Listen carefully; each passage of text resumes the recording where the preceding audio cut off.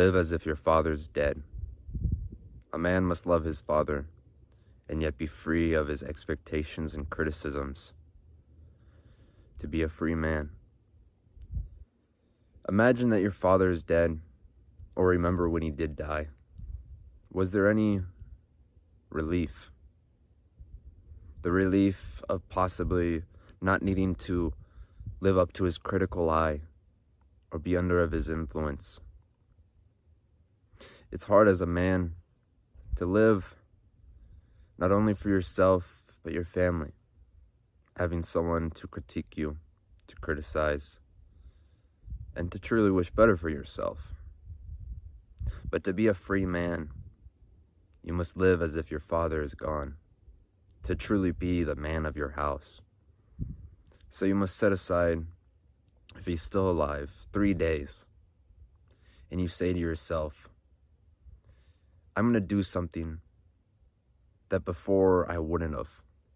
I would have avoided because of my father's alive, of his criticism, of his little smart remark, or some type of trash talking. So you go and do that for 3 days, one thing each day. Even if it's fearful, even if you are scared, to truly be free, you must live as if your father's dead. That's passage, a quote out of the book, The Way of the Superior Man. I think this book's a Bible for men, and it's taught me a lot. And with the thing that I just said right now, to live as if your father's dead, is I think it's truly important. I've had mentors and other people say to me that they never felt truly like a man until their father died. I think that's a big moment. Mine's still living. Mine still shocks me. And I think one day I have to hold on to the reins of my family, to be the one to take care of everything. But a big crucial part of it is being free. Not like it's your turn to take care of the family. Yeah, that's an important part. But of being free, and the pursuit of purpose needs to come from no limitations. It's a thing that I've struggled with, and many people do. When you truly wish to pursue something, there might be people that hold you back, that say, no, go do this. Or why are you doing that? Why are you going to the gym? Come out and party with us. I drink more than you and I'm bigger than you. You got to continue to do your thing, no matter who tells you to hold off the gas or to go live their life. Because that's what freedom is to have a self-reflection of what your deepest realization is, that is of your core, and you go out and you pursue it. And a lot of it comes down to picking yourself first and not pleasing other people. I'm a nice guy, and I'm sure a lot of you are too, where you do want to help. You do want to make people happy. But you don't make progress in your own life. And when you become a people pleaser, you forget one person. And that's yourself. So when it is the case of maybe your father, your parents, colleagues, and they say, why don't you go do this? Why don't you go to college? Why don't you try this career? Why do you walk like that? Why do you dress like that? And it's so rough. Because you're constantly feeling judged. You constantly feel like you're pissing off these important people in your life.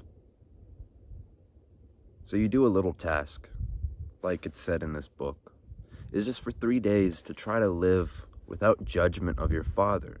And as men, our dad he's top of the list. He's the one that we naturally want to live up to and make proud, and we feel a lot of his judgment all the time. But you end up feeling more of a man when you walk out of your room. Let's say you're wearing an outfit that maybe your dad will make a snarky response, and he says something, and it just slides off of you because you think, I don't care anymore. I don't care anymore that he wants something else, or he's judging, or he is reflecting upon me. I'm going to be free. And I think deep down in their hearts, if they're good people, they tend to respect you a little bit more because that they see that you are going out and doing your own thing, truly being free and independent. When I've done this practice, and I have to remind myself a lot to be free from people's judgments and expectations and criticism, is when I go out and I say, screw it. I just am going to live for myself and be free of people's judgment. It's only been a perk. It's only been a good thing. At first, it is fearful. You are exposed. But when you truly let go and find yourself, you find a new level of comfort. So every time that person of influence in your life says a remark, maybe you hit him with this. You say, okay, cool. I'm doing my own thing. Yeah, there's obligations, things you got to do for those people. But we're selfish men because we want to succeed for the best. And sometimes your family, if we're going to continue on to that topic, family is a lovely thing. They're the only people in your life that truly want the best out of you. And they usually don't want much in return. And if you have friends like that, that's very important to keep them in your life because that's a rare trait for people. But I think sometimes they forget that we need to be selfish so we can grow, so that we can eventually give to others. Imagine you're an entrepreneur and you're putting your head down and you're working on a business for years, just trying to make your money get bigger and bigger and bigger. Your parents, your friends, they're going to want you to come out. Like, might even be your birthday. Come out, enjoy, have a cake. Come drink with us. Come do this. And you just think, no. This is my life. This is my undivided attention. I'm going to be selfish in this scenario. But then once you reap the rewards of your labor, then the true kind person of yourself comes out and bears gifts. And that's something they don't see. It's something they don't see when you are on self-improvement and you're grinding away. Because even just the standard self-improvement, like bettering yourself with new hobbies and habits and finding a purpose and pursuing something, they don't get it. If your purpose is the gym, they're going to wonder why you're in the gym so much.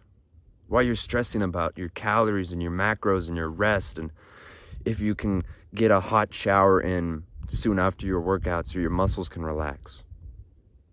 They don't get it. They say, no, come do this family activity. But if you don't work out now, you're putting it off for a day, and then your whole schedule is fucked. So you have to live free towards yourself.